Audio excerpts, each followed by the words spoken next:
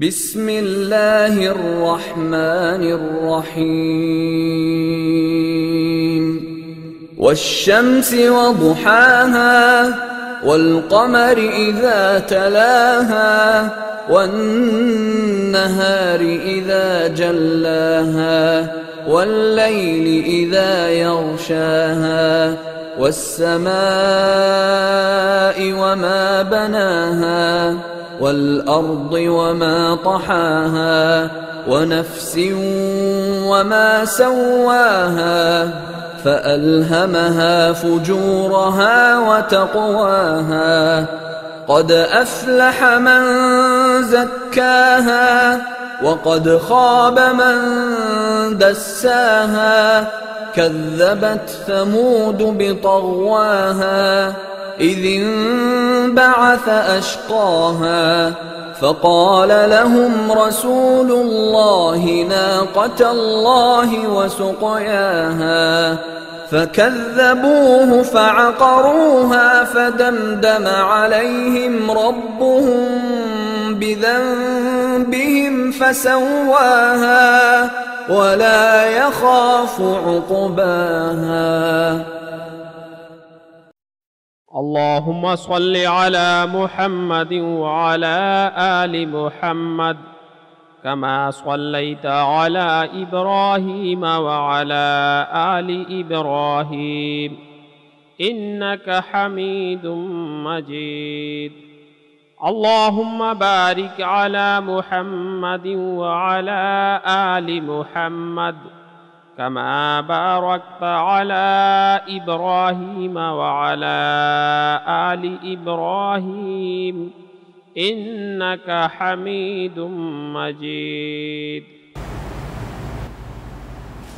أعوذ بالله من الشيطان الرجيم بسم الله الرحمن الرحيم نحمده ونصلي على رسوله الكريم أما بعد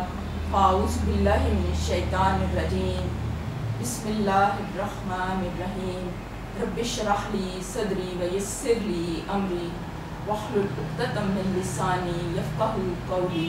رب زدنی علما رب زدنی علما رب زدنی علما اللہم فقہنا فی الدین اللہم حاسبنا حسابا یسیرا اللہم حون علینا سکرات الموت وغمرات الموت۔ سورۃ الشمس آج کا ہمارا یہ موضوع ہے۔ ہم کوشش کریں گے اس کی وضاحت کرنے کی اور اس کو سمجھنے کی اور اپنی زندگیوں میں اس کے اثرات ڈھونڈنے کی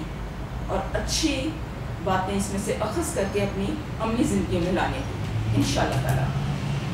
اس میں ہم دیکھتے ہیں کہ پہلا ہی لفظ جو ہے الشمس اس سورت کا نام ہے۔ پھر مضمون اور انداز بیان سے معلوم ہوتا ہے کہ یہ مکہ معظمہ کے ابتدائی دور میں نازل ہوئی۔ یہ وہ والا دور تھا جب کہ حضور پاک صلی اللہ علیہ وسلم کے خلاف جو مخالفت تھی وہ زور پکڑ چکی تھی۔ اب اس میں جو موضوع اور مضمون ہے وہ نیکی اور بدی کا فرق سمجھانا ہے اور یہ بتایا گیا ہے کہ نیکی اختیار کرنے کے کیا اثرات مرتب ہوتے ہیں اور بدی اختیار کرنے کے کیا اثرات مرتب ہوتے ہیں۔ پھر اللہ تعالیٰ کا قرآن پاک میں یہ قاعدہ ہے کہ وہ انسان کے ذہن میں مختلف حقائق کو اتارنے کے لیے اللہ تعالیٰ مختلف طریقے استعمال کرتے ہیں۔ کچھ جو ہیں طریقے وہ آثار فطرت سے ہوتے ہیں، کچھ جو طریقے ہوتے ہیں وہ انسان کے نفس کے ساتھ تعلق رکھتے ہیں اور کچھ جو ہدایات ہیں وہ ہمیں قرآن سے ملتی ہیں۔ اس لحاظ سے اگر یہ کہا جائے کہ 3 اہم ترین نشانیاں ہیں جو کہ پائی جاتی ہیں کائنات میں، وہ کون سی نشانیاں ہیں؟ کائنات کی نشانیاں، کائنات کا ذرہ ذرہ بوٹا بوٹا، اس کی ایک ایک نعمت جو ہے وہ اللہ تعالیٰ کی قدرت کی نشانیاں ہیں۔ اس کے بعد یہ جو ہمارا وجود ہے یہ بھی اللہ تعالیٰ کی قدرت کی نشانی ہے۔ جب ہم اپنا وجود دیکھتے ہیں اور ہم تھوڑا اگر غور کریں تو ہمیں پتہ چلتا ہے کہ ہم اس دنیا میں نہیں تھے اور ہم وجود میں آ گئے۔ یعنی ہم عدم سے وجود میں آئے. اور ہمیں مطلب تھوڑا اگر غور کریں تو یہ محسوس ہوتا ہے کہ کیسے ہم وجود میں آئے. اور اگر بچے، ایک چھوٹے بچے کو اگر غور سے دیکھیں کہ جب نومولود بچہ ہوتا ہے، جب اس کو گود میں لیتے ہیں اور اس کے چھوٹے چھوٹے ہاتھ، اس کی چھوٹی چھوٹی انگلیاں، حتیٰ کہ اس کی جو پوریں ہیں وہ بھی بنی ہوتی ہیں اور ان کے اوپر نشانات بھی پرنٹ ہوئے ہوتے ہیں، اور وہ بچہ کیسے روتا ہے، کیسے ہنستا ہے، کیسے پیدا ہوتے ہی وہ ماں کا دودھ لینا شروع کر دیتا ہے. تو یہ اللہ تعالیٰ کی قدرت کی بہت بڑی نشانی ہے. اگر دیکھیں کہ ان کے اوپر ہی ہم غور کریں تو ہمارا دل جو ہے وہ خود گواہی دے گا کہ جو اللہ تعالیٰ کہتا ہے وہ برحق ہے، وہ سچ ہے، اس میں کسی طرح کا کوئی بھی کجی نہیں ہے. ہاں اگر انسان کا دل جو ہے وہ کلیئر نہ ہو، اس کا دماغ کلیئر نہ ہو، اس کے دماغ میں تعصب کے جالے ہوں، اس کا دل جو ہے پہلے ہی متعصب ہو اور اس کے اندر مختلف قسم کے اوہام اور دوسرے قسم کے جو فلسفے ہیں وہ بھرے ہوئے ہوں، تو پھر حق جو ہے وہ اس کے دل یا دماغ میں انٹر نہیں ہوتا. لیکن ایک ایسا شخص جو کہ پیور مائنڈ کا ہوتا ہے یا پیور دل دماغ کا ہوتا ہے تو اس کے اوپر حق جو ہے فوراً اثر انداز ہو جاتا ہے. پھر تیسری جو نشانی ہے وہ ہے قرآن پاک اور حضور پاک صلی اللہ علیہ وسلم کی سنت، انبیاء جو اس دنیا میں آتے رہے ہیں اور ہدایت کا پیغام دیتے رہے ہیں. اب آیت جو ہے، آیت اس کا مفہوم ہم سمجھ لیتے ہیں کہ اللہ تعالیٰ نے کہا کہ آیات ہیں، تو آیت سے کیا مراد ہے یہ بھی ہمیں پتہ ہونا چاہیے. آیت کا لفظی مطلب ہے نشانی. تو قرآن کی جب ہم آیت پڑھتے ہیں، ایک آیت پڑھتے ہیں، تو ہر ایک آیت جو ہے یہ اللہ تعالیٰ کی قدرت کی نشانی ہے، کیونکہ یہ اللہ تعالیٰ کا کلام ہے. یہ کتاب اس طرح سے نہیں ہے کہ جیسے ایک کتاب ہوتی ہے، اس کا مقدمہ ہوتا ہے، اس کو شروع کرتے ہیں، اس کا باب ہوتا ہے، کیسے وہ شروع ہوتی ہے، کیسے اختتام ہوتا ہے. ایسی نہیں ہے یہ چیز. قرآن پاک جو ہے یہ کلام اللہ ہے، اللہ تعالیٰ کا کلام ہے، اور یہ اللہ تعالیٰ کی بہت بڑی نشانی ہے. اچھا، میں نے یہ تھوڑا سا یہ ایک ذہن میں یہ چیز ڈالنے کے لیے تھوڑی سی میں نے یہ تمہید باندھی ہے کہ ہمیں پتہ ہو کہ کون کون سی بڑی بڑی نشانیاں ہیں. اب دیکھیں کہ سورت کا آغاز جو ہے وہ کچھ اس طرح سے ہو رہا ہے کہ والشمس والضحاہا، کہ سورج اور اس کی دھوپ کی قسم، والقمر اذا تلاہا، اور چاند کی قسم جب کہ وہ اس کے پیچھے آتا ہے، والنہار اذا جلاہا، اور دن کی قسم جب کہ وہ سورج کو نمایاں کر دیتا ہے، واللیل اذا یغشاہا، اور رات کی قسم جب کہ وہ سورج کو ڈھانک لیتی ہے، والسماء وما بناہا، اور آسمان کی قسم اور اس ذات کی قسم جس نے اسے قائم کیا، والارض وما طحاہا، اور زمین کی اور اس ذات کی قسم جس نے اسے بچھایا، ونفس وما سواہا، اور نفس انسانی کی اور اس ذات کی قسم جس نے اسے ہموار کیا، فَأَلْهَمَهَا فَجُورَاهَا وَتَقْوَاهَا، اور پھر اس کی بدی اور اس کی پرہیزگاری اس پر الہام کر دی. قَدْ أَفْلَحَ مَنْ زَكَّاهَا، فلاح پا گیا وہ شخص جس نے اپنے نفس کا تزکیہ کیا. وَقَدْ خَابَ مَنْ دَسَّاهَا، اور نامراد ہوا وہ جس نے اس کو دبا دیا. اچھا، اب دیکھیں کہ قرآن پاک میں اللہ تعالیٰ نے یہاں جب ہم یہ سورت کے نفس مضمون کے اوپر غور کرتے ہیں تو یہاں اس طرح ہمیں محسوس ہوتا ہے کہ اللہ تعالیٰ نے سورج اور اس کی دھوپ کی قسم کھائی ہے اور ساتھ ہی چاند کا ذکر کیا ہے. سورج اور چاند کو کمپیئر کیا گیا ہے. اب ہم دیکھتے ہیں کہ سورج جو ہے اس کے اپنے اثرات ہیں اور چاند کے اپنے اثرات ہیں، یعنی اللہ تعالیٰ نے دو چیزوں کو مقابلے میں لا کر ان کے تضاد کو واضح کیا ہے اور یہ فرمایا ہے کہ یہ جو دونوں چیزیں ہیں سورج اور چاند یہ ایک جیسے نہیں ہیں، اور جب کہ یہ ایک جیسی نہیں ہیں تو ان کے اثرات اور ان کے نتائج بھی ایک جیسے نہیں ہیں، ان کے اثار اور نتائج بھی مختلف ہیں. اب دیکھیں کہ قرآن پاک کا اعجاز ہے اور عربی زبان کا اعجاز ہے کہ اس میں جو ایک حرف ہے اس کا بھی ایک مطلب ہوتا ہے، معنی ہوتا ہے. یہاں پر جو واؤ کا لفظ ہے یہ قسم کے معنوں میں، استعمال ہوا ہے. میں نے پہلے بھی اپنے ایک بیان میں یہ واضح کیا تھا کہ جو اللہ تعالیٰ ہے وہ عظیم الشان ہستی ہے, وہ قادر مطلق ہے, اس سے بڑھ کر کوئی ذات نہیں ہے, اس سے بڑھ کر کسی کی کوئی عظمت ہو ہی نہیں سکتی. تو اس کو قسم کھانے کی کیا ضرورت ہے, وہ کیوں قسم کھا رہا ہے؟ دراصل اللہ تعالیٰ کسی چیز کی عظمت کی بنا پر قسم نہیں کھاتا, بلکہ اللہ تعالیٰ کی قسم کھانے کی جو وجہ ہے وہ دلیل کے طور پر ہے, شہادت کے طور پر ہے کہ یہ جو سورج ہے اور چاند ہے ان کے اثرات جو ہیں وہ ایک جیسے نہیں آتے. جیسے کہ سورج جب چمکتا ہے تو اس میں روشنی بھی ہوتی ہے اور حرارت بھی ہوتی ہے, اور سورج ایک خاص فاصلے کے اوپر ہوتا ہے, اور اس فاصلے کی بنا پر کیا ہوتا ہے کہ فصلیں پکتی ہیں. یہ اس دنیا میں کائنات کا جو نظام ہے وہ جاری و ساری ہوتا ہے اور ہم زندگی گزارنے کے قابل ہو جاتے ہیں. اور اسی طرح جو چاند ہے گو کہ وہ جب رات ہوتی ہے تو اس وقت رات جو ہے, یہاں پر یہ جو لفظ ہے نا, یہاں پر یہ اس کا ترجمہ کچھ اس طرح سے ہے کہ رات جو ہے وہ سورج کو ڈھانک لیتی ہے. مراد یہ ہے کہ جب رات ہوتی ہے تو اس وقت سورج جو ہے افق سے نیچے اتر آتا ہے, اور اس وقت اس کو اس طرح سے بیان کیا کہ گویا کہ رات اس کو ڈھانک لیتی ہے, اور اس وقت کیا ہوتا ہے کہ چاند طلوع ہو جاتا ہے. اب یہ کوئی بھی جو شخص ہے جب ان چیزوں کے اوپر غور کرے گا تو اس کو خود بخود اس چیز کا علم ہو جائے گا کہ سورج کے اپنے اثرات ہیں اور چاند کے اپنے اثرات ہیں. ہم دیکھتے ہیں کہ چاند کے اثرات میں جب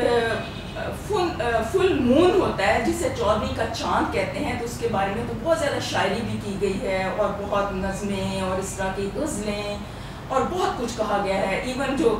عاشق مزاج قسم کے لوگ ہیں وہ اپنی محبوبہ کے بارے میں بھی اس طرح کی شاعری کرتے ہیں کہ چاند سا چہرہ اور چاند سا مکھڑا, اس طرح سے کہتے ہیں. تو یعنی وہ چاند کے اثرات اور ہیں. پھر اسی طرح سے جب چاند کی جو روشنی ہوتی ہے وہ جب سمندر کے اوپر پڑتی ہے تو اس سے مد جزر جو ہے وہ پیدا ہوتا ہے اور اس کے اثرات آتے ہیں, انسانی طبیعتوں کے اوپر بھی اثرات آتے ہیں. اور پھر ہم یہ دیکھتے ہیں کہ وہ بھی اللہ تعالیٰ کی قدرت کی نشانی ہے. یہ سورہ یاسین کا جب ہم مطالعہ کرتے ہیں تو اس میں پوری چاند کی منزلیں بتائی ہوئی ہیں کہ کیسے وہ پہلے باریک ہوتا ہے, پھر وہ بڑھتا ہے, پھر وہ ہاف مون بن جاتا ہے, پھر وہ فل مون بن جاتا ہے. تو وہ جو سارے مراحل ہیں, وہ سارے مدارج ہیں, وہ کس چیز کی طرف اشارہ کرتے ہیں کہ یہ سورج اور چاند جو ہیں جیسے ایک دوسرے سے مختلف ہیں, اسی طرح سے ان کے اثرات بھی مختلف ہیں اور ان کے فوائد بھی مختلف ہیں. پھر آگے جو فرمایا گیا ہے وہ یہ ہے, اور دن کی قسم اور رات کی قسم جب کہ وہ سورج کو ڈھانک لیتی ہے, اور آسمان کی اور اس ذات کی قسم جس نے اسے ہموار کیا. اب آسمان کو دیکھیں کہ اللہ تعالیٰ نے کیسے زمین کو فرش کی طرح بچھا دیا, آسمان کے اوپر بلند کر دیا, ایک چھت کی مانند بلند کر دیا. اور اس میں یہ صرف یہ نہیں ہے کہ زمین کو بچھا دیا اور آسمان کو بلند کر دیا. ہمیں تو بظاہر یہ ایک سمپل سی چیز لگتی ہے, لیکن اس میں بہت بڑی حکمتیں پوشیدہ ہیں. اگر ہم زمین کے اوپر غور کریں تو وہ صرف یہ نہیں ہے کہ اللہ تعالیٰ نے اس کو بچھا دیا ہے, بلکہ اس کا ایک پورا اللہ تعالیٰ نے نظام جو ہے وہ قائم کیا ہے. صرف زمین کو کریٹ نہیں کیا بلکہ اللہ تعالیٰ اس نظام کو چلا بھی رہا ہے. اس کے اوپر فصلیں اگتی ہیں, اس کے اوپر انسان ہے, حیوانات ہیں, نباتات ہیں, وہ ساری چیزیں ہیں. اور وہ انسان کی پیدائش سے پہلے وہ ساری نعمتیں اللہ تعالیٰ نے اس کائنات میں اس کے استعمال کے لیے مہیا کر دی ہیں. اور آسمان کے اوپر اگر غور کریں تو اللہ تعالیٰ نے آسمان کو بغیر کسی ستونوں کے قائم کر دیا ہے, اور اس کا یہ بھی مصرف ہے کہ اوپر سے جو سماوی آفات ہیں وہ نہیں آ سکتی. آپ نے یہ پڑھا ہوگا, جو لوگ سائنس پڑھتے ہیں انہیں تو بہت اچھی طرح علم ہوگا, ہم نے تو بس تھوڑی بہت ہی پڑھی ہوئی ہے سائنس. وہ پڑھتے ہیں کہ اوزون میں کچھ وہ جو ہے ڈسٹربنس آ گئی ہے اور اس کی جو ہے نیگیٹو اثرات جو ہیں وہ آ رہے ہیں زمین کے اوپر. تو وہ یہی ہے, اللہ تعالیٰ نے ہمیں ان وہ جو آسمانی آفات ہیں اس سے بھی ہمیں اللہ تعالیٰ نے محفوظ کیا ہے. آسمان کو اوپر چھت کی طرح بچھا مطلب کھڑا کر کے جیسے گھروں کی چھت ہوتی ہے اس طرح سے. اور پھر یہاں پہ ان چیزوں کو بیان کر کے اللہ تعالیٰ نے دراصل کیا چیز ہمیں سمجھانے کی کوشش کی ہے کہ ہم لوگ جو کہ اللہ تعالیٰ کی قدرت کی نشانیوں کو ایسے سرسری نظر سے ہم دیکھتے ہیں اور گزر جاتے ہیں, تو یہ ایسی چیزیں نہیں ہیں. ان کے اوپر غور کرنا چاہیے, فکر کرنا چاہیے, اور جب ہم غور کرتے ہیں، فکر کرتے ہیں، تو ہمارا دل گواہی دے دیتا ہے کہ ایک ذات پاک ہے جو کہ خالق بھی ہے، مالک بھی ہے، رازق بھی ہے، اور اس کا کوئی کام بھی حکمتوں سے خالی نہیں ہے۔ اچھا، پھر آگے آ جاتا ہے، اور زمین کی اور اس ذات کی قسم جس نے اسے بچھایا۔ یہ ہم نے اس کی ابھی وضاحت کی ہے مختصر سی۔ اور نفس انسانی کی اور اس ذات کی قسم جس نے اسے ہموار کیا۔ یہاں پہ اللہ تعالیٰ فرما رہے ہیں کہ اللہ تعالیٰ نے جب انسان کو بنایا تو اس کو یہ نہیں ہے کہ صرف اس کو مطلب ایک جسمانی جو ہے وہ اعضاء دیے، بلکہ اس کو وجود بھی عطا کیا، اس کو حواس بھی عطا کیے، اس کو عقل بھی عطا کی۔ اگر اس کو پوائنٹس کی صورت میں سمجھیں تو اس طرح سے آئے گا کہ اللہ تعالیٰ نے اس کو جسمانی وجود بھی عطا کیا، اس کو روحانی وجود بھی عطا کیا، اس کو عقلی وجود بھی عطا کیا، اس کو جذباتی وجود بھی عطا کیا۔ اور اس بارے میں جو آج کل ماہرین یہ سائنٹیفک جو ریسرچ کرتے ہیں وہ کہتے ہیں کہ انسان کی شخصیت کے 4 پہلو ہیں، اور وہ 4 پہلو کون سے ہیں؟ ایک جسم آپ سب جانتے ہیں بہت اچھی طرح سے، پھر روح ہے، یہ بھی آپ سب کو علم ہے، اور اس کے علاوہ جو ذہن ہے وہ بہت اہم حیثیت رکھتا ہے کہ ذہن سے وہ کیا کرتا ہے انسان کہ ذہن سے وہ کام لیتا ہے، اس میں عقل ہے، اس میں شعور ہے، اس میں ادراک ہے، اور اس سے پھر وہ قوت فیصلہ ہے، قوت ادراک ہے، یہ ساری چیزیں وہ ذہن سے وہ کرتا ہے، اور اس سے یہ سارے اس کے ذرائع علم ہیں۔ پھر جو اس کے علاوہ ایک انسان کا جذباتی وجود بھی ہے، اور وہ والا وجود بھی بہت اہم ہے۔ تو اللہ تعالیٰ نے انسان کو جب بنایا تو یہ 4 پہلو جو بھی انسان کی شخصیت میں ہیں وہ اس میں ڈالے، اور اس کو ایک کھڑا قد دیا، ہاتھ پاؤں دیے، اور حواس دیے، ذہنی جسمانی روحانی قوتیں دیں، اس کو ہموار کیا۔ یہ جو ہے نا لفظ یہاں پر آ رہا ہے کہ جس نے اسے ہموار کیا، ہموار کرنے سے یہ مراد ہے کہ اس کو صرف بنا کے نہیں چھوڑ دیا۔ اور پھر یہ دیکھیں کہ انسانوں کے تھوڑا سا اس کو اور غور کریں، تھوڑا سا اس کے اوپر تھوڑا سا اگر ہم فوکس کریں تو ہمیں یہ سمجھ آتی ہے پھر انسانوں کے اندر کتنے اختلافات ہیں، رنگ میں، نسل میں، سوچ میں۔ تو یہ سارا یہ بھی اللہ تعالیٰ کی قدرت کی نشانیاں ہیں اگر کوئی سمجھے۔ اور پھر دیکھیں کہ اللہ تعالیٰ نے یہ نہیں کہا کہ یہ بنا کے چھوڑ دیا، اللہ تعالیٰ قرآن میں بار بار ہمیں یہ دعوت فکر دیتے ہیں کہ افلا تعقلون، کیا تم عقل سے کام نہیں لیتے؟ کیا تم دیکھتے نہیں ہو میں نے کیسے یہ زمین بنائی، کیسے آسمان بنایا، کیسے میں نے اونٹوں کو پیدا کیا، کیسے ان کے جسامت بنائی، کیسے ان کے لیے میں نے وہ والا ماحول جو تھا ان کے لیے سازگار بنا دیا، وہ جو ریت کے اوپر چلتے ہیں۔ اور پھر دیکھیں کہ اللہ تعالیٰ نے انسان کو ایسی عقل سمجھ شعور دی کہ اس نے کائنات کی چیزوں کو اپنے استعمال کے لیے مسخر کر لیا عقل کی وجہ سے۔ اب دیکھیں کہ کیسے وہ سمندروں کے اوپر جہاز رانی کر رہا ہے، اور پھر فضاؤں کے اوپر وہ جہاز اڑا رہا ہے۔ تو یہ ساری کیا چیزیں ہیں؟ یہ عقل دی ہے نا اللہ تعالیٰ نے۔ تو اس کے اوپر غور کریں تو خود بخود سمجھ آ جاتی ہے کہ ایک رب ہے جو ہمیں بنانے والا ہے، جو ہمیں وجود میں لانے والا ہے۔ دنیا کے اوپر غور کریں کہ دنیا میں بھی کوئی بھی اگر نظام چلانا ہو، ایون ایک گھر کی چھوٹی سی اکائی ہے اس کو چلانا ہو تو اس کے لیے بھی ایک مینجمنٹ کی ضرورت ہوتی ہے، اور اس کے بغیر وہ جو گھریلو اکائی ہے وہ نہیں چل سکتی۔ اسی طرح کوئی مدرسے کی مثال لیں، کوئی اسکول کی، کوئی یونیورسٹی کی، تو اس میں بھی ایک پورا نظام ہے۔ تو اللہ تعالیٰ نے یہ پوری کائنات بنا کے ویسے نہیں چھوڑ دی، وہ اس نے کائنات کو پیدا بھی کیا ہے اور اس نظام کو وہ چلا بھی رہا ہے۔ پھر آگے فرمایا گیا ہے پھر اس کی بدی اور اس کی پرہیزگاری اس پر الہام کر دی، فَأَلْهَمَهَا فُجُورَهَا وَتَقْوَاهَا۔ اچھا، اب اس سے یہ پتہ چلتا ہے کہ اللہ تعالیٰ نے جب انسان کو بنایا تو اس کے اندر اللہ تعالیٰ نے قوت تمیز بھی رکھ دی۔ جب حواس دیے نا سوچنے سمجھنے کے لیے، عقل بھی دی اور روح بھی دی اللہ تعالیٰ نے، تو اس کے اندر اللہ تعالیٰ نے قوت تمیز بھی رکھ دی۔ تھوڑا سا اس لفظ کو سمجھ لیتے ہیں الہام، کہ الہام سے کیا مراد ہے۔ الہام جو ہے وہ لہم سے ہے، اور اس سے مراد یہ ہوتی ہے نگلنا، نگلنے کے معنی میں آتا ہے کہ فلاں بندے نے اس چیز کو نگل لیا۔ تو اگر اس کو اصطلاحی معنوں میں لیں تو اس سے مراد یہ ہے کہ اللہ تعالیٰ نے انسان کے دل میں، اس کے دماغ میں، اس کی روح میں کچھ ایسا تصور، کچھ ایسے خیالات ودیت کر دے، اس کو وہ اس کے لاشعور میں کچھ حقائق کو اس کے اندر اتار دیا، اور جس کا اثر یہ ہوا کہ وہ فطری طور پر یہ جانتا ہے کہ کیا نیکی ہے اور کیا بدی ہے۔ آپ سب نے یہ ایلیمنٹری کلاسز میں بھی یہ پڑھا ہوگا کہ ایک نفس امارہ ہے، پھر نفس لوامہ ہے اور نفس مطمئنہ ہے، یہ نفس کے پہلو ہیں، اور آگے اس کی ذرا ڈیٹیل اسٹڈی کریں تو اس میں پھر اس کے اور بھی کافی ہیں مدارج ہیں، یہ بیسک جو ہیں یہ چیزیں۔ اب آگے کی آیت بہت معنی خیز ہے کہ جب اللہ تعالیٰ نے وہ نیکی اور بدی کا اس کو شعور دے دیا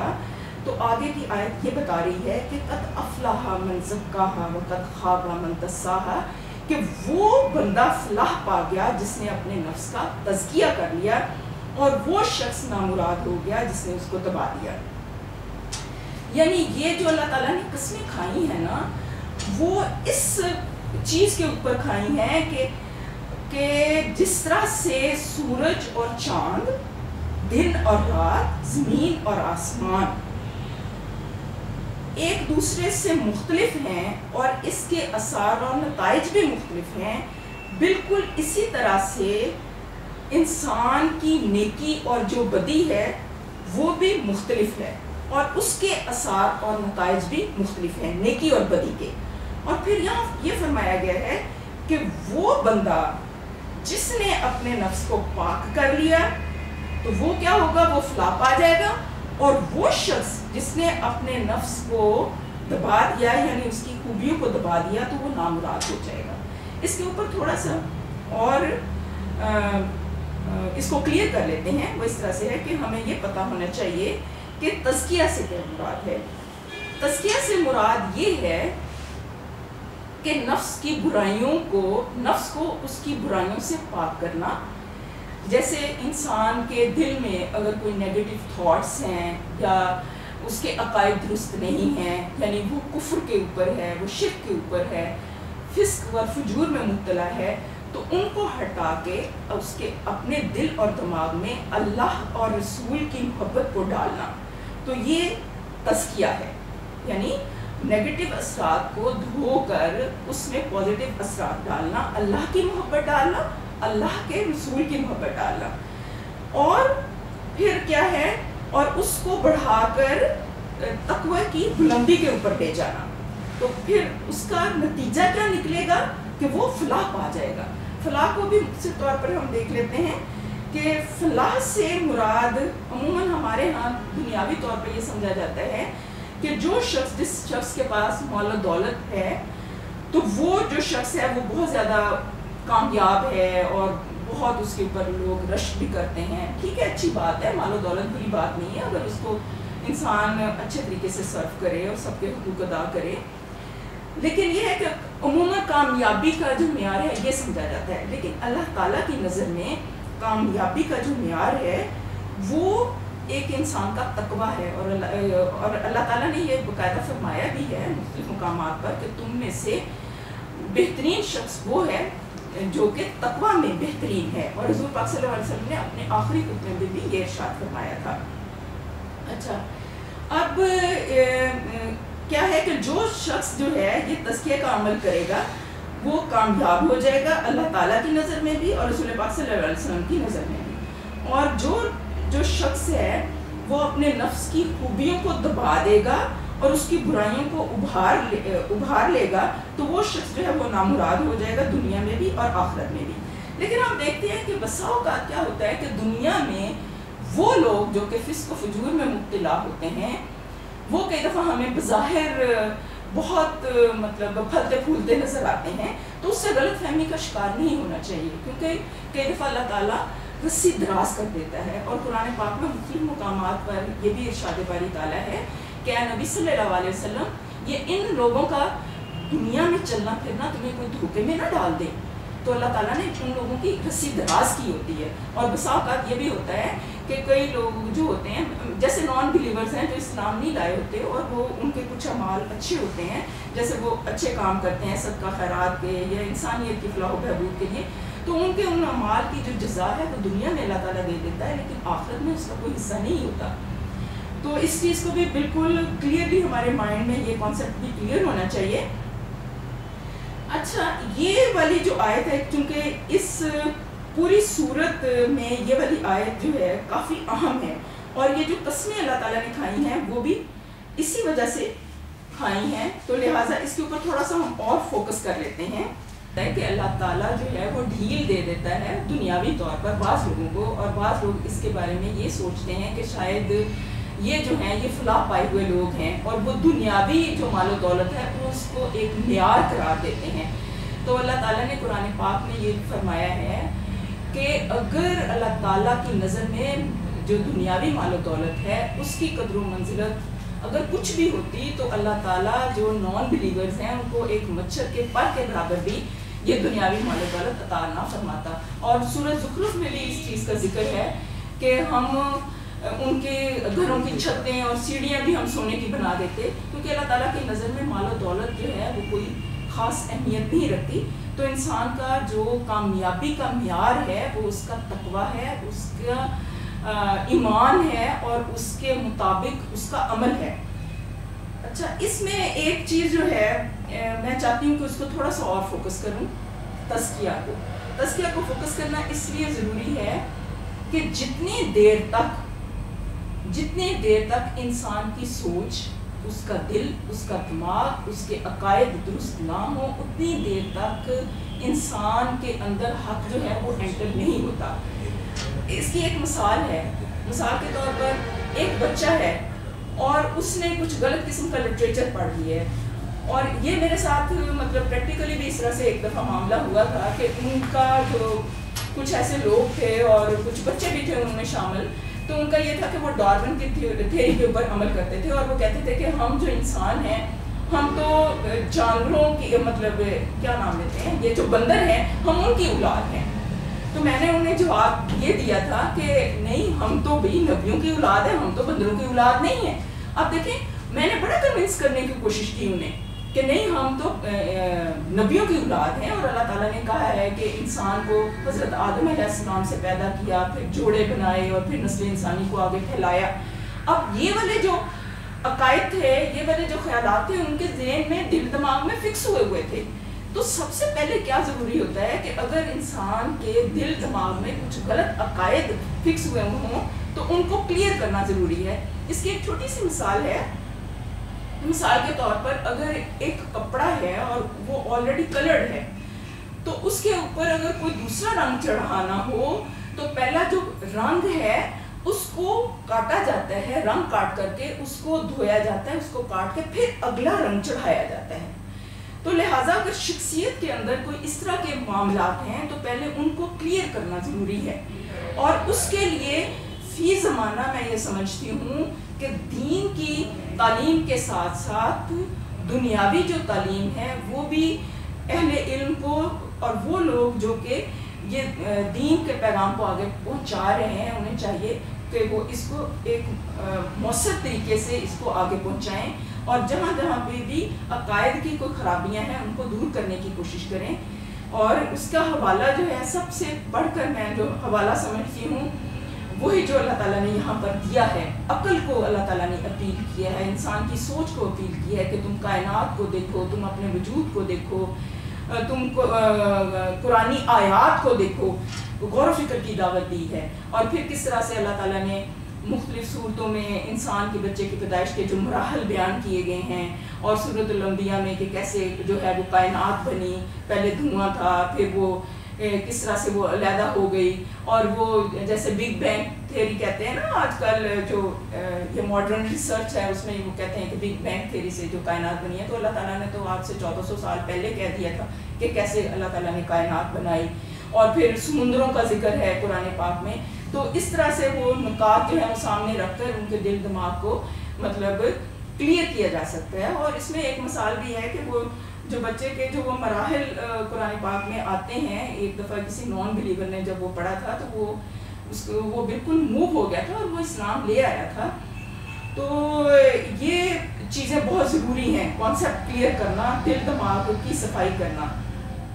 اور حضور پاک صلی اللہ علیہ وسلم کا جو بعثت کے مقاصد تھے اس میں بھی یہ تھا کہ آپ قرآن کی تلاوت کرتے ہیں، لوگوں کا تزکیہ کرتے ہیں، قرآن پاک کی تعلیم دیتے ہیں، حکمت کی تعلیم دیتے ہیں، تو اس میں بھی تزکیہ ایک بہت بڑا عنصر تھا. اور اسی طرح حضور پاک صلی اللہ علیہ وسلم نے صحابہ کی شخصیت کا تزکیہ کر کے ان کی شخصیت کے اندر ایمان کی قوت بھر دی تھی. تو اس لحاظ سے میں سمجھتی ہوں کہ یہ والے جو پوائنٹس ہیں ہمارے ذہن میں بالکل کلیئر ہونے چاہیے. اور یہاں پر کچھ احادیث ہے وہ میں آپ کے سامنے رکھوں گی. وہ اس طرح سے ہے کہ آپ صلی اللہ علیہ وسلم نے فرمایا کہ کوئی بچہ ایسا نہیں جو فطرت کے سوا کسی اور چیز پر پیدا ہوتا ہے، پھر اس کے ماں باپ اسے یہودی یا نصرانی یا مجوسی بنا دیتے ہیں. اچھا، اس سے یہ بھی پتہ چلتا ہے کہ کوئی بھی جو انسان ہے وہ پیدائشی گنہگار نہیں ہوتا، بلکہ اللہ تعالیٰ سب کو فطرت کے اوپر پیدا کرتا ہے. صحیح فطرت کے اوپر اللہ تعالیٰ انسانوں کو پیدا کرتا ہے. اب آگے جو ہوتا ہے کیا ہوتا ہے کہ وہ جیسا اس کا ماحول ہوتا ہے اس کے مطابق پھر اس کی پرورش ہوتی ہے، جس کی وجہ سے اس کے اثرات جو ہیں اس کی شخصیت کے اوپر مرتب ہوتے ہیں. لیکن اللہ تعالیٰ نے چونکہ انسان کو عقل دی ہے، اس لیے اگر وہ سمجھدار ہو تو اس کو عقل کا استعمال کرنا چاہیے. وہ جس بھی ماحول میں ہو، بہرحال توحید کی گواہی تو ہر ایک کے دل میں ہے نا. تو وہ پھر جب جیسے انسان اس دنیا میں رہتے ہوئے مختلف قسم کی معلومات اکٹھا کرتا ہے، تو جو دین کا معاملہ ہے یہ تو ہمارا آخرت کا معاملہ ہے، تو اس میں بھی اس انسان کو اپنی عقل سے کام لینا چاہیے. اور جو اہل کتاب ہیں ان کے بارے میں اللہ تعالیٰ فرماتا ہے کہ اگر وہ اپنے نبی کے اوپر بھی ایمان رکھتے ہیں اور حضور پاک صلی اللہ علیہ وسلم کے اوپر بھی ایمان لے آئیں تو ان کے لیے دوہرا اجر ہے. اچھا، کچھ اور احادیث ہیں اور قرآنی آیات جو ہیں وہ بیان کی گئی ہیں اس سلسلے میں آپ کو پڑھ کے سناتی ہوں کہ آپ صلی اللہ علیہ وسلم نے فرمایا کہ میرا رب فرماتا ہے کہ میں نے اپنے تمام بندوں کو حنیف صحیح فطرت پیدا کیا، پھر شیاطین نے آ کر ان کو ان کے دین یعنی ان کے فطری دین سے گمراہ کر دیا اور ان پر وہ چیزیں حرام کر دی جو میں نے ان کے لیے حلال کی تھیں، اور ان کو حکم دیا کہ میرے ساتھ ان کو شریک کریں جن کے شریک ہونے پر میں نے کوئی دلیل نازل نہیں کی. مسند احمد سے ہے یہ، اور مسلم نے بھی اسی سے ملتے جلتے الفاظ بیان کیے ہیں. اب مراد یہ ہے کہ اللہ تعالیٰ نے، آپ سب نے شاید پڑھا ہو کہ جب اللہ تعالیٰ نے انسانوں کو پیدا کرنا تھا نا، تو اس سے پہلے انسان کو یہ جو ہے نا جسمانی وجود عطا کرنے سے پہلے اللہ تعالیٰ نے ساری روحوں کو اکٹھا کیا تھا. اور جب ساری روحوں کو اکٹھا کیا تھا تو روحوں سے یہ عہد لیا تھا کہ کیا میں نہیں ہوں تمہارا رب؟ تو ساری روحوں نے یہ جواب دیا تھا بلا، کہ اے اللہ تو ہی ہمارا رب ہے. اس سے یہ پتہ چلتا ہے کہ انسان کی فطرت کے اندر، اس کے دل کے اندر اللہ تعالیٰ کی توحید کی گواہی موجود ہے. اور اگر انسان کو وہ جو توحید کی گواہی ہے اگر وہ تھوڑا سا صحیح فطرت پر ہے، صحیح فطرت سلیمہ کے اوپر ہے، اگر اس کو ہدایت کی روشنی مل جاتی ہے تو وہ فوراً ایمان لے آتا ہے. ہم نے دیکھا ہوگا کہ جیسے جیسے یہ علم کو ترقی ہو رہی ہے، سائنس کو ترقی ہو رہی ہے، یہ بعض علماء کرام یہ بتاتے ہیں کہ اتنا ہی اسلام پھیل رہا ہے. یہ کوئی ہمارے کردار سے یا ہمارے بیان سے نہیں اسلام پھیل رہا، یہ اس لیے پھیل رہا ہے کہ علم کو ترقی ہو رہی ہے، سائنس کو ترقی ہو رہی ہے. اور جب انسان غور کرتا ہے اور قرآن کے اوپر جو لوگ ویسے اس کو ایک مطلب عقلی لحاظ سے بھی پڑھتے ہیں یا ویسے ہدایت کے لیے نہیں بھی جو پڑھتے، جو نان بلیورز ہیں، وہ جب اس کو پڑھتے ہیں اور اگر وہ فطرت صحیح فطرت پہ ہوں تو یہ قرآن جو ہے کیونکہ یہ حق ہے، سراسر حق ہے، تو وہ ان کے دلوں کے اوپر اثر کرتا ہے اور وہ فوراً مسلمان ہو جاتے ہیں. اور ان کے لیے اللہ تعالیٰ نے کہا ہے کہ ان کے لیے دوہرا اجر ہے. آگے بھی کچھ احادیث ہیں وہ میں آپ کو پڑھ کے سناتی ہوں کہ اللہ تعالیٰ نے جب یہ فرمایا ہے نا کہ میں نے انسان کو نیکی اور بدی جو ہے وہ میں نے الہام کر دی. یہاں پر اس کے بارے میں کچھ احادیث ہیں، وہ اس طرح سے ہے کہ یہ اللہ تعالیٰ فرما رہے ہیں، بلکہ اللہ تعالیٰ یہ فرما رہے ہیں کہ اور ہم نے اس کو خیر و شر کے دونوں راستے دکھا دیے. اور پھر اسی طرح سورۃ قیامہ میں بیان کیا گیا ہے کہ انسان کے اندر ایک نفس لوامہ ضمیر موجود ہے جو برائی کرنے پر اسے ملامت کرتا ہے، اور ہر انسان خواہ کتنی ہی معذرتیں پیش کرے مگر وہ اپنے آپ کو خوب جانتا ہے کہ وہ کیا ہے. اچھا اس سے بھی یہ پتہ چلتا ہے کہ یہ جو اللہ تعالیٰ نے الہامی علم دیا ہے، اگر انسان چاہتا ہے کہ اپنی شخصیت کی کمزوریوں کو دور کرے تو اس کو اپنے ضمیر کی سننی چاہیے اور اس کو یہ اپنا تجزیہ کرنا چاہیے کہ میرا ضمیر مجھے کیا کہتا ہے. اور اگر انسان نے اپنے ضمیر کو مار ہی نہ دیا ہو، بدی میں غرق ہی نہ کر دیا ہو، یہاں پر یہ جو لفظ آتا ہے نا فَأَلْهَمَا فُجُورَهَا وَتَقْوَاهَا، اور قَدْ أَفْلَحَ مَنْ زَكَّاهَا وَقَدْ خَابَ مَنْ دَسَّاهَا. دسّا سے مراد یہ ہے کہ یہ تدسیہ سے ہے، اور اس کا مصدر اور اس کا مطلب ہوتا ہے دبانا، کہ اگر انسان نے اپنے نفس کو برائی کے اندر دبا نہ دیا ہو اور اس کے اندر مطلب ضمیر زندہ ہو تو اسے فوراً حق کا پتہ چل جاتا ہے، اور جب انسان کو اپنی خرابیوں کو پتہ چلتا ہے تو وہ پھر اس کی اصلاح کے لیے بھی کوشش کرتا ہے. لہٰذا کسی بھی چیز کے اوپر عمل کرنے سے پہلے میں سمجھتی ہوں کہ بنیاد کا مضبوط ہونا ضروری ہے، عقائد کا درست ہونا ضروری ہے، شخصیت کی کمیوں کوتاہیوں کو ٹھیک کرنا ضروری ہے. تو پھر یہ قرآن کی ہدایت جو ہے وہ دل کے اوپر اثر انداز ہوتی ہے. جیسے کہ آپ نے پڑھا ہوگا، سنا ہوگا کہ انسانی جسم کے اندر دل جو ہے اس کے اوپر حق جو ہے وہ اثر انداز ہوتا ہے ڈائریکٹلی، اور حضور پاک صلی اللہ علیہ وسلم کے دل کے اوپر جو جبرائیل علیہ السلام جو تھے انہوں نے حضور پاک صلی اللہ علیہ وسلم کے دل کے اوپر قرآن کو نازل کیا تھا. تو جو دل صاف ہوتے ہیں، پاک ہوتے ہیں، ہدایت جو ہے ان کے دل کے اوپر اثر انداز ہو جاتی ہے. لیکن وہ دل جو کہ گناہوں کی آلودگی سے ملوث ہوتے ہیں تو ان کے اوپر پھر قرآن جو ہے یہ ہدایت ہے، روشنی ہے، نور ہے. تو گندے دلوں کے اندر قرآن کی روشنی جو ہے وہ داخل نہیں ہو سکتی. لہٰذا اس کے اوپر فوکس کرنے کی ضرورت ہے اور اپنی اصلاح کی ضرورت ہے. اب اس کے بعد والی جو آیات ہیں وہ یہ ہے کہ سمود نے اپنی سرکشی کی بنا پر جھٹلایا جب اس قوم کا سب سے زیادہ شکی آدمی بکھر کر اٹھا تو اللہ کے رسول نے ان سے کہا کہ خبردار اللہ کی اونٹنی کو ہاتھ نہ لگانا اور اس کے پانی پینے میں مانے نہ ہونا. شروع کی آیات میں اللہ تعالیٰ نے دو چیزوں کو کمپیئر کر کے بتایا ہے اور ہمیں کہا ہے کہ کون لوگ جو ہیں وہ کس طرح سے کامیاب ہوں گے اور کیسے ناکام ہوں گے. تو وہ اللہ تعالیٰ نے ایک اصولی جو ہیں چیزیں، اصولی قواعد ہمیں بتائے ہیں. یہاں پر یہ بتایا ہے سمود کی قوم کو ایک تاریخی مثال دے کر سمود کی قوم کے بارے میں یہ بتایا ہے کہ انہوں نے کیا کیا کہ انہوں نے اپنے نفس کی اچھی جو چیزیں تھیں، بھلائی جو تھی ان کے نفس میں، انہوں نے نفس کا تزکیہ نہ کیا اور اس کو تقویٰ کی بلندی کے اوپر نہیں لے کے گئے بلکہ اس کو برائیوں سے ملوث کر لیا. اپنے نفس کی اچھی جو رجحانات تھے ان کو برائیوں کے اندر دبا دیا، جس کی بنا پر کیا ہوا کہ وہ سرکش ہو گئے، وہ نافرمان ہو گئے، برائیوں نے ان کو گھیر لیا. اور جب ان کے رسول نے، جب ان کے نبی نے انہیں کہا، دین کی دعوت دی، تو انہوں نے سرکشی کی اور جھٹلا دیا. اس سے یہ بھی پتہ چلتا ہے یہاں پر رسالت کی اہمیت جو ہے وہ بھی واضح ہوتی ہے. وہ کس طرح سے واضح ہوتی ہے کہ اللہ تعالیٰ نے جب انسان کے اندر نیکی اور بدی کی تمیز رکھ دی اور یہ بتا دیا کہ وہ شخص کامیاب ہوگا جو تقویٰ اختیار کرے گا اور وہ ناکام ہوگا جو کہ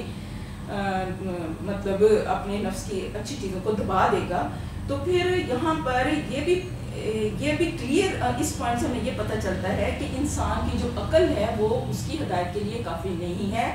انسان کی عقل جو ہے وہ ٹھوکر کھاتی ہے اور عقل کی رہنمائی کے لیے اللہ تعالیٰ نے وحی کا علم بھیجا، رسول بھیجے، پیغمبر بھیجے، تاکہ ان کو وحی کے علم کی وجہ سے ان کو ہدایت دی جائے اور تاکہ وہ راہ راست پر آ جائیں. لیکن کیا ہوا کہ جب انسان جو ہے اپنے نفس کی خواہشات کی پیروی کرتا ہے، جب اس کو اپنے ذاتی مفادات بہت زیادہ عزیز ہوتے ہیں تو وہ نبیوں کی اور رسولوں کی نہیں سنتا. تو یہاں پر وہی ایک تاریخی مثال دی گئی ہے کہ جب ان کے نبی نے انہیں کہا کہ تم سرکشی سے باز آ جاؤ، تم تقویٰ اختیار کرو، اللہ تعالیٰ کی ہدایت کے اوپر عمل کرو، تو انہوں نے جھٹلا دیا، انہوں نے سرکشی کی، انہوں نے نافرمانی کی. اور پھر آگے یہ پوری مثال دی گئی ہے کہ انہوں نے اپنے نبی سے یہ قرآن کے ایک دوسری جگہ پہ یہ پورا ایک واقعہ جو ہے وہ بیان کیا گیا ہے کہ کیسے حضرت صالح علیہ السلام جو تھے وہ اس قوم کے اوپر آئے تھے، قوم سمود کے اوپر، اور انہوں نے یہ کہا تھا، انہوں نے حضرت صالح علیہ السلام سے کہا تھا کہ اگر تم سچے ہو تو کوئی ہمیں معجزہ جو ہے وہ دکھاؤ. تو ان کے مطالبے پر حضرت صالح علیہ السلام نے ایک اونٹنی کا زندہ معجزہ ان کے سامنے پیش کیا تھا، اور حضرت صالح علیہ السلام نے کہا تھا کہ ایک دن یہ اونٹنی جو ہے یہ پانی پیے گی، اور اگلے دن تم اور تمہارے جو جانور ہیں پانی پیو گے، اور یہ کیونکہ اللہ تعالیٰ کا معجزہ ہے اور تمہارے طلب کرنے کے اوپر یہ نازل ہوا ہے، تو لہٰذا اس کو ہاتھ نہ لگانا. لیکن کیا ہوا کہ چند دن تک وہ لوگ ڈرتے رہے، لیکن اس کے بعد اس طرح سے ہوا کہ انہوں نے اس اونٹنی کو قتل کر دیا. یہاں پر اسی طرف اشارہ ہے کہ ایک شکی آدمی پہ بھڑکا اٹھا اور اس نے اس اونٹنی کو ہلاک کر دیا، کیونکہ وہ پانی پینے میں مانے ہو رہی تھی، اور وہ لوگ جو تھے وہ سیلفش تھے، خود غرض تھے، خود ہی معجزہ طلب کیا اور خود ہی اس کو انہوں نے مار دیا. اب آپ یہ لوگ جانتے ہیں کہ جب کوئی قوم جو ہے وہ معجزہ طلب کرتی ہے اور قوم کے معجزہ طلب کرنے کے اوپر وہ معجزہ ظاہر ہو جاتا ہے، اور پھر بھی قوم اگر ایمان نہ لائے تو پھر کیا ہوتا ہے کہ وہ قوم جو ہے وہ نیست و نابود کر دی جاتی ہے. تو اسی طرح سے اللہ تعالیٰ نے ان کو صفحہ ہستی سے مٹا دیا. آخرکار ان کے گناہ کی پاداش میں کہ رب نے ان پر ایسی آفت توڑی کہ ایک ساتھ سب کو پیبند خاک کر دیا. یعنی اس گناہ کی وجہ سے اللہ تعالیٰ نے ان کو اس صفحہ ہستی سے مٹا دیا، اور اسے اپنے اس فعل کے کسی برے نتیجے کا کوئی خوف نہیں ہے. یعنی اللہ رب العزت جو ہے وہ بادشاہوں کا بادشاہ ہے، وہ مالک الملک ہے، وہ علی کل شیء قدیر ہے. اس کے فیصلوں کو نافذ ہونے سے کوئی طاقت نہیں روک سکتی. تو وہ دنیاوی بادشاہوں یا فرمانرواؤں کی طرح نہیں ہے کہ اسے یہ ڈر ہو کہ میرے اس فعل کے کرنے سے شاید قوم ثمود کے جو حامی ہیں وہ اٹھ کھڑے ہوں گے، کیونکہ وہ تو خود سب کا مالک ہے، تو اسے تو کوئی نقصان نہیں پہنچا سکتا. یہ صورت شمس جو ہے یہ صورت بھی میری بہت پسندیدہ صورت ہے، کیونکہ اس میں یہ والا جو پوائنٹ ہے نا تزکیہ والا، میں سمجھتی ہوں میری نظر میں یہ پوائنٹ مجھے بہت اہم لگتا ہے، اور میں یہ محسوس کرتی ہوں کہ انسان کی ترقی اور رہنمائی میں اس کو اس چیز کے اوپر فوکس کرنا چاہیے کہ وہ دوسروں کی غلطیاں نہ ڈھونڈے، بلکہ وہ اپنی جو غلطیاں ہیں ان کو ڈھونڈے، اپنی ذات کا احتساب کرے اور یہ دیکھے کہ میرے اندر کیا خامیاں ہیں. اور اگر ہم خود اپنی ذات کا احتساب کریں گے، اپنی خامیوں کو ڈھونڈیں گے، اس کی اصلاح کریں گے، تو کیا ہوگا کہ معاشرے میں ایک برے انسان کا خاتمہ ہو جائے گا. اس کے علاوہ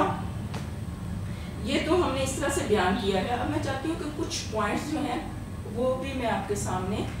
بیان کر دوں. آپ کے ذہن میں ہوں گے، لیکن بسا اوقات ایسے ہوتا ہے کہ ہمارے ذہن سے کچھ چیزیں نکل جاتی ہیں، تو یاد دہانی کے طور پر ہیں. وہ اس طرح سے ہے کہ میں آپ کو کچھ پیرا اور کچھ حوالے جو ہیں وہ میں پڑھ کے سناتی ہوں. ظاہر ہو گیا فساد خشکی اور سمندر میں لوگوں کے ہاتھوں کی کمائی سے، لوگوں کے ہاتھوں کی کمائی کی وجہ سے، تاکہ وہ ان کو ان کے بعض اعمال کا مزہ چکھائے، شاید کہ وہ لوٹ آئیں اور رجوع کر لیں. کہ مراد یہ ہے کہ یہ زمین میں یہ جو فساد ہے اس میں زیادہ تر ہماری اپنی غلطیاں ہیں، اور ہمیں یہ کیوں اللہ تعالیٰ یہ تنبیہات بھیج رہے ہیں تاکہ ہم اپنی اصلاح کر لیں، ہم پلٹ آئیں، اپنے رب کی طرف پلٹ آئیں. پھر فرمایا گیا ہے کہ ہر نگاہ عبرت رکھنے والوں کے لیے افراد اور قوموں کی زندگیوں میں آنے والی آفات اور تباہیوں سے سبق سیکھنا ضروری ہے. ارشاد باری تعالیٰ ہے کہ اس بڑے عذاب سے پہلے ہم اس دنیا میں کسی نہ کسی چھوٹے عذاب کا مزہ انہیں چکھاتے رہیں گے، شاید کہ یہ رجوع کر لیں. اب دیکھیں رجوع کرنے سے کیا مراد ہے کہ انسان سے اگر کوئی غلطی ہو گئی ہے، کوئی کوتاہی ہو گئی ہے، تو وہ توبہ کر لے، اپنی اصلاح کر لے، کیونکہ اللہ تعالیٰ نے توبہ کا دروازہ جو ہے وہ ہر انسان کے اوپر کھولا ہے، اور تزکیہ جو ہے انسان کسی وقت بھی اپنا کر سکتا ہے. یہاں پر ایک بہت امپورٹنٹ آیت ہے سورۃ نوح کی. یہ والی آیت بھی مجھے بہت پسند ہے، اس کا ترجمہ میں آپ کو پڑھ کے سناتی ہوں. یہ حضرت نوح علیہ السلام کہہ رہے ہیں، اپنی قوم کو کہہ رہے ہیں کہ میں نے کہا اپنے رب سے معافی مانگو، بے شک وہ بڑا معاف کرنے والا ہے، وہ تم پر آسمان سے خوب بارشیں برسائے گا، تمہیں مال اور اولاد سے نوازے گا، تمہارے لیے باغ پیدا کرے گا اور تمہارے لیے نہریں جاری کرے گا۔ مراد یہ ہے کہ انسان جو ہے وہ کبھی بھی مایوس نہ ہو، اگر اس سے کوئی غلطی کوتاہی ہو گئی ہے تو وہ توبہ استغفار کر لے، اور توبہ جو ہے وہ صرف یہ نہیں ہے کہ انسان زبان سے توبہ استغفار کرے، بلکہ اس کی کچھ شرائط بھی ہیں، وہ اپنے اس گناہ کے اوپر شرمندہ ہو، آگے سے گناہ نہ کرنے کا عزم کرے، وہ شرمندگی کے آنسو بہائے، اور پھر کیا کرے کہ وہ اللہ تعالیٰ کی طرف رجوع کرے۔ اسی طرح سے ایک واقعہ ملتا ہے کہ توبہ استغفار جو ہے یہ انسانی زندگی میں کتنی زیادہ اہم ہے۔ ایک یہ واقعہ ملتا ہے کہ ایک دفعہ حضرت عمر جو تھے وہ 65 سالی کا ایک دور چل رہا تھا، تو حضرت عمر جو ہے وہ نکلے اور انہوں نے استغفار کیا۔ تو باقی لوگوں نے پوچھا کہ آپ نے 65 سالی کے لیے تو کوئی دعا نہیں کی، تو انہوں نے کہا کہ میں نے استغفار کر کے آسمان کے ان دروازوں کو کھٹکا دیا ہے جو کہ بارش کے لیے کھلتے ہیں۔ تو توبہ استغفار کرنے سے بارشیں بھی ہوتی ہیں، اور یہاں پر پھر انہوں نے یہ والی جو ہے صورت پڑھ دی، اور یہاں پر یہ ہے کہ اللہ تعالیٰ بارشیں برسائے گا اور اولاد سے نوازے گا، باغ پیدا کرے گا۔ اور حضرت حسن بصری کی محفل میں بھی ایک آدمی وہ آیا اور اس نے کہا، جس نے کچھ سالی کی جو ہے وہ شکایت کی، دوسرے نے جو ہے مال نہ ہونے کی شکایت کی، تیسرے نے تندرستی کی شکایت کی، کسی نے اولاد نہ ہونے کی شکایت کی۔ تو انہوں نے سب کو یہی کہا کہ آپ استغفار کرو۔ انہوں نے کہا کہ آپ نے سب کے مسائل کا ایک ہی جواب دے دیا۔ تو انہوں نے کہا یہی آیت انہوں نے جو ہے ترجمہ جو میں نے ابھی پڑھا ہے کہ اپنے رب کی معافی مانگو تو وہ کیا کرے گا، آسمان اور زمین سے بارشیں برسا دے گا، مال دے گا، اولاد دے گا۔ یعنی کیا ہوتا ہے کہ یہ توبہ استغفار کرنی جو ہے اللہ تعالیٰ کو بہت پسند ہے، لیکن شرط کیا ہے کہ انسان توبہ نصوح کرے اور پھر اس کے اپنی غلطیوں کو سدھارے اور اپنے نفس کو تقویٰ کی بلندی کے اوپر لے کے جائے۔ اس میں ہم دیکھتے ہیں کہ کچھ اور میں آپ کو اقتباسات جو ہیں ان کا حوالہ میں آپ کو پڑھ کے سناتی ہوں۔ وہ یہ ہے کہ پلٹ آؤ اپنے رب کی طرف اور مطیع بن جاؤ، اس سے قبل کہ تم پر عذاب آ جائے اور پھر کہیں سے تمہیں مدد نہ ملے۔ الزمر 54۔ یعنی یہ ہے کہ اگر غلطی کوتاہی ہو گئی ہے تو توبہ استغفار کرو۔ اس میں دیکھیں کہ جو قوم یونس تھی اس کی آپ مثال دیکھ لیں کہ ان سے غلطی ہو گئی تھی اور ان کے اوپر عذاب آنے والا تھا، اور پھر سب جو تھے وہ اپنے گھروں سے نکلے تھے اور انہوں نے اجتماعی جب توبہ کی تھی تو وہ جو آنے والا عذاب تھا وہ ان کے اوپر سے ٹل گیا تھا۔ اور ہم ان آیات کو اگر آج کل کے دور میں ہم ریلیٹ کریں تو ہمیں پتہ چلتا ہے کہ ہم لوگوں کی اس میں اپنی بھی غلطیاں ہیں، ہماری اپنی بھی کوتاہیاں ہیں، تو ہمیں بھی انفرادی توبہ کرنے کی بھی ضرورت ہے، اجتماعی توبہ کرنے کی بھی ضرورت ہے، اپنی اصلاح کی بھی ضرورت ہے، اور اس کا معاشرے کی اصلاح کی بھی ضرورت ہے۔ پھر اس میں ارشاد باری تعالیٰ ہے کہ سنو، اللہ کی یاد ہی وہ چیز ہے جس سے دلوں کو اطمینان ملتا ہے۔ اللہ تعالیٰ کو کثرت سے جو ہے وہ یاد کریں۔ اس کے علاوہ قرآن پاک پڑھیں، اور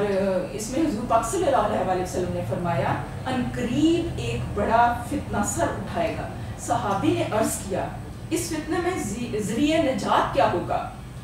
فرمایا اللہ کی کتاب، اس میں تم سے پہلے گزرے ہوئے لوگوں کے حالات ہیں اور تم سے بعد ہونے والی باتوں کی خبر ہے، اور تمہارے آپس کے معاملات کا فیصلہ ہے۔ جو کوئی اسے چھوڑ کر کسی اور بات کو اپنی ہدایت کا ذریعہ بنائے گا اللہ اسے گمراہ کر دے گا۔ اللہ کی مضبوط رسی یہی ہے، یہی حکمتوں سے بھری ہوئی یاد دہانی ہے، یہی بالکل سیدھی راہ ہے۔ جس نے اس کے ساتھ بات کی سچ کہا، جس نے اس پر عمل کیا اجر پائے گا، جس نے اس کی بنیاد پر فیصلہ کیا اس نے انصاف کیا۔ آپ دیکھیں کہ جب ہم قرآنی آیات کو پڑھتے ہیں، سمجھتے ہیں، تو اس کے بعد ہمیں اپنی ذات کے اوپر بھی غور کرنا چاہیے کہ ہم اس سے کیا ہدایت لے رہے ہیں۔ پھر اجتماعی طور پر بھی ہمیں دیکھنا چاہیے کہ ہم معاشرے میں کیا ایک بہتری لا سکتے ہیں، اور پھر یہ ہے کہ اس کا علاج بھی تلاش کرنا چاہیے۔ تو یہ علاج تو اللہ تعالیٰ نے خود ہی بتا دیا ہے نا کہ قرآن سے مدد لو، اور اس طرح سے یہ ہے کہ معافی مانگ لو، توبہ کر لو، سنتوں کے اوپر عمل کرو، ایک دوسرے کے خیر خواہ ہو جاؤ، پلٹ آؤ۔ تو اس چیز کے اوپر جو ہے وہ زور دینے کی ضرورت ہے۔ یہاں پہ کچھ فرمودات ہیں جو مجھے بہت اچھے لگے تھے، میرا دل ہے کہ وہ کچھ فرمودات میں آپ کو پڑھ کے سنا دوں، وہ نفس کے حوالے سے ہیں۔ وہ اس طرح سے ہے کہ اچھی طرح جان لو کہ آدمی کا سب سے بڑا دشمن اس کا نفس ہے، جو اس کے اندر گھسا بیٹھا ہے. یہی نفس اسے برائی اور گناہ کی طرف لے جاتا ہے. اسی نفس کے تزکیہ اور اسے راہ راست پر رکھنے کا کام آدمی کے سپرد ہوا ہے. اور لہٰذا پھر جیسے ہم نے یہ سورۃ الشمس پڑھی نا، تو اس میں یہ ہے کہ فلاح پا گیا جس نے نفس کو پاک کیا، اور نامراد ہوا وہ جس نے اس کو آلودہ کر لیا. تو اقبال بھی اس بارے میں کہتے ہیں نا کہ اپنے من میں ڈوب کر پا جا سراغ زندگی، تو اگر اپنا نہیں بنتا نہ بن میرا تو بن. اب دیکھیں تھوڑا سا اگر ہم غور کریں تو کیا ہے یہ جو ہمارا وجود ہے، یہ اللہ تعالیٰ کی ایک نعمت ہے. ٹھیک ہے، اب اگر ہم اس نعمت کو، اپنی قوتوں کو، اپنی قابلیتوں کو، اپنی صلاحیتوں کو، اپنے علم کو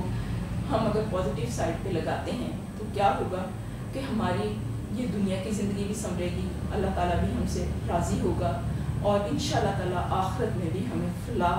اور کامیابی نصیب ہوگی. ہم جہنم سے بچا کے جنت میں داخل کر دیے جائیں گے انشاءاللہ تعالیٰ. اس میں ایک پوائنٹ مجھے بڑا نا حیران کن لگتا ہے، وہ یہ ہے کہ ہمارا تو اپنا وجود بھی اپنا ہے. کیونکہ جب ہم سورۃ یاسین کا مطالعہ کرتے ہیں تو اس میں کیا ہے کہ جو وہ منکرین ہوں گے ان کو جھوٹ کی اتنی عادت پڑی ہوگی کہ جب اللہ تعالیٰ کے حضور وہ حاضر ہوں گے تو وہ اس وقت بھی جھوٹ بولیں گے کہ ہم تو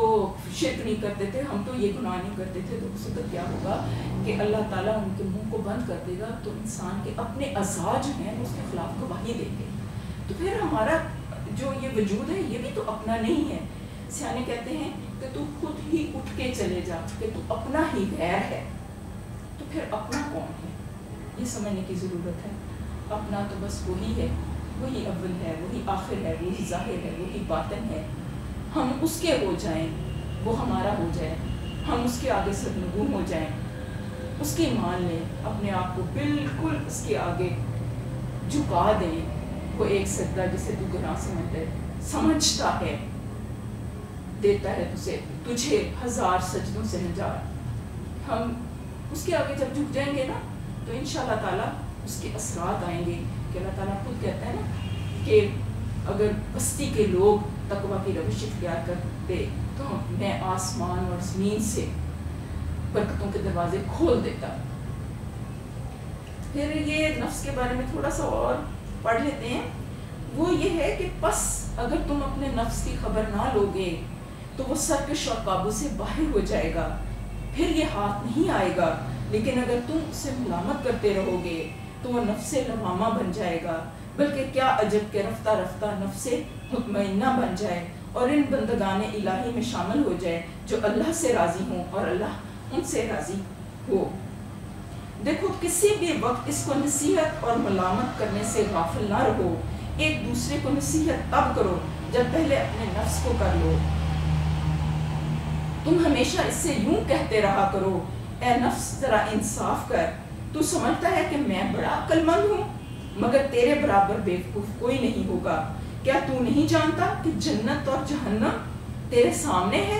اور تو بہت جلد کسی ایک میں جانے والا ہے؟ پھر تجھے کیا ہوا ہے کہ ہر وقت ہنستا کھیلتا اور دنیا میں مگن ہے؟ کیا تو نہیں جانتا کہ تیرے اوپر موت کا کٹھن وقت آنے والا ہے؟ آج ہو یا کل جس موت کو تو دور سمجھتا ہے اللہ کے نزدیک وہ بہت قریب ہے. جس چیز کو آنا ہی ہے وہ قریب ہی ہے. کیا تجھے یہ معلوم نہیں کہ موت اچانک ہی آتی ہے؟ نہ کوئی خبر کرنے والا آتا ہے اور نہ کوئی پیغام. یہ نہیں کہ دن کو آئے اور رات کو نہ آئے، یا رات کو آئے اور دن کو نہ آئے، یا بچپن میں آئے جوانی میں نہ آئے، جوانی میں آئے بچپن میں نہ آئے. بس تجھے کیا ہوا ہے کہ موت اتنی نزدیک ہے مگر تو اس کی تیاری نہیں کرتا. حالانکہ اللہ ارشاد باری تعالیٰ ہے، قریب آ گیا ہے لوگوں کے حساب کا وقت اور وہ ہیں کہ غفلت میں منہ موڑے ہوئے ہیں. ان کے پاس جو تازہ نصیحت بھی ان کے رب کی طرف سے آتی ہے اس کو باتکلف سنتے ہیں کہ کھیل کود میں پڑے رہتے ہیں. دل ان کے دوسری ہی فکروں میں منہمک ہیں. ذرا سوچ تجھے اللہ کی نافرمانی کی جرت کیوں کر ہوتی ہے؟ اگر تیرا عقیدہ یہ ہے کہ وہ تجھے نہیں دیکھتا تو پھر تو یقیناً کافر ہے، یا اگر یہ جانتا ہے کہ اللہ تجھے دیکھ رہا ہے اور پھر اس کی نافرمانی کرتا ہے تو پھر سخت بے حیا ہے۔ اگر تیرا بھائی یا نوکر کوئی ایسی بات کرے جو تجھے بری لگے تو تو کتنا غصہ کرتا ہے، پھر تجھے یہ جرت کیوں کر ہوتی ہے کہ اپنے رب کا غصہ مول لے اور اس کے عذاب سے نہ ڈرے؟ کیا تو سمجھتا ہے کہ اللہ کے عذاب کو برداشت کر سکے گا؟ ہرگز نہیں۔ یہ بات دل سے نکال دے، ذرا ایک گھڑی تیز دھوپ میں کھڑا رہے یا اپنی انگلی آگ سے قریب کر، تجھے کچھ اپنی طاقت اور حوصلہ معلوم ہو جائے گا۔ کیا تو اس مغالطے میں پڑ گیا ہے کہ اللہ بڑا کریم اور غفور الرحیم ہے، اسے کسی کی اطاعت کی حاجت نہیں، وہ مجھے بخش دے گا؟ لیکن اپنے دنیا کے کاموں کے لیے کیوں تو کوشش کرتا ہے اور اس کے کرم پر کیوں نہیں چھوڑ دیتا؟ جب کوئی دشمن تیرے در پہ ہوتا ہے تو کیوں اس سے بچنے کی تدبیر کرتا ہے؟ تب کیوں نہیں کہتا کہ اللہ تعالیٰ اپنے کرم سے مجھے بچا لے گا؟ اے نفس، تیرا نفاق اور جھوٹے دعوے بڑے عجیب ہیں۔ ذرا دیکھ، تیرا آقا دنیا کے زمانے میں فرماتا ہے، دنیا کے بارے میں فرماتا ہے، زمین میں چلنے والا کوئی جاندار ایسا نہیں جس کا رزق اللہ کے ذمہ نہ ہو، اور آخرت کے بارے میں فرماتا ہے اور یہ کہ انسان کے لیے وہی کچھ ہے جس کی اس نے کوشش کی۔ پھر فرمایا گیا ہے کہ بس اے نفس، اگر تجھ کو یہ سب چیزیں معلوم ہیں اور ان پر تیرا ایمان ہے تو کیا بات ہے کہ تو عمل میں سستی اور ٹال مٹول سے کام لیتا ہے، حالانکہ موت کمین گاہ میں منتظر ہے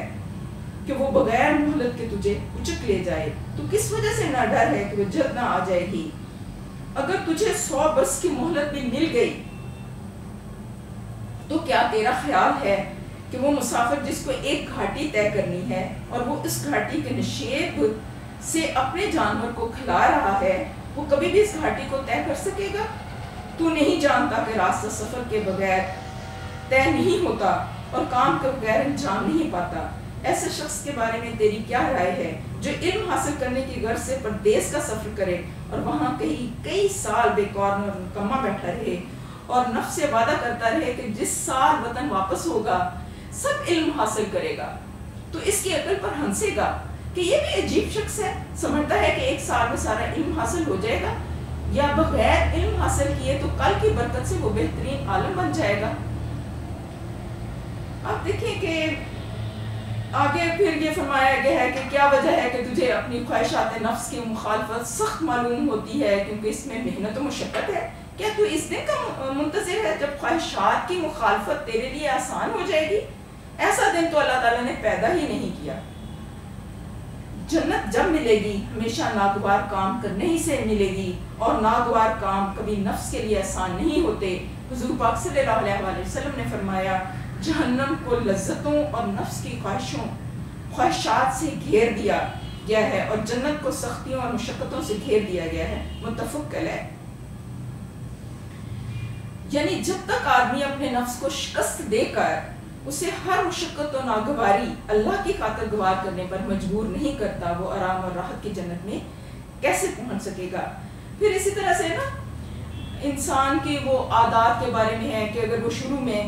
ان بری عادات وہ چھوڑ دے گا تو آگے اس کے لیے آسانی ہوگی۔ پھر عادات جو ہیں وہ بھی ایک درخت کی مانند ہیں، اگر وہ ان کے اوپر کام نہیں کرے گا، اس کے اوپر ورک نہیں کرے گا تو وہ ایک تناور درخت کی مانند ہو جائیں گی، اور پھر ان عادات کو چھوڑنا جو ہے وہ مشکل ہو جائے گا۔ مین لب لباب یہ ہے کہ کچھ بھی کرنے سے پہلے ہمیں اپنے جو ذات ہے اس کے اوپر غور کرنا ہے، اپنی اصلاح کرنی ہے،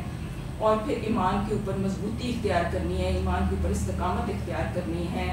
اپنے گھروں میں اپنے کردار کو بہتر بنانا ہے۔ ایسے نہیں ہے کہ ہم کوئی بھی جو شخص ہے وہ یہ نہیں دیکھتا کہ اس بندے کو یا بندی کو کتنا قرآن آتا ہے یا کتنی احادیث آتی ہیں۔ سب سے پہلے جو انسان جو ہیں وہ ایک دوسرے کو جو پرکھتے ہیں وہ انسان کی گفتگو سے اور اس کے اخلاق سے، اس کے کردار سے، اس کے معاملات سے پرکھتے ہیں۔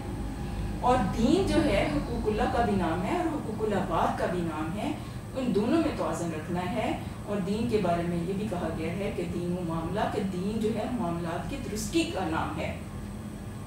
لہٰذا ہمیں اپنے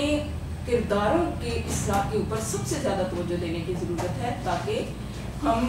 ایک انفرادی طور پر بھی اور اجتماعی طور پر بھی اس کا اثر ہماری خاندانی زندگیوں پر بھی پڑے اور ہمارے معاشرے پر بھی پڑے۔ اللہ تعالیٰ ہم نے کہنے اور سننے سے زیادہ عمل کی توفیق عطا فرمائے۔ آخر دعوانا الحمدللہ رب العالمین۔ سبحان ربک رب العزت عما یصفون وسلام علی المرسلین والحمدللہ رب العالمین۔ سبحانک اللہم وبحمدک نشہد لا الہ الا انت نستغفرک ونتوب الیک۔ یا اللہ کوئی غلطی کوتاہی ہے تو معاف کر دینا میرے مولا، اور ان چھوٹی چھوٹی کوششوں کو قبول و منظور فرمانا۔ اللہ تعالیٰ آپ سب کا حامی ناصر ہو اور ہم سب کو ایمان کے اوپر اور اسلام کے اوپر اور خیر کے اوپر متحد کر دے۔ آمین یا رب العالمین۔ السلام علیکم ورحمۃ اللہ وبرکاتہ۔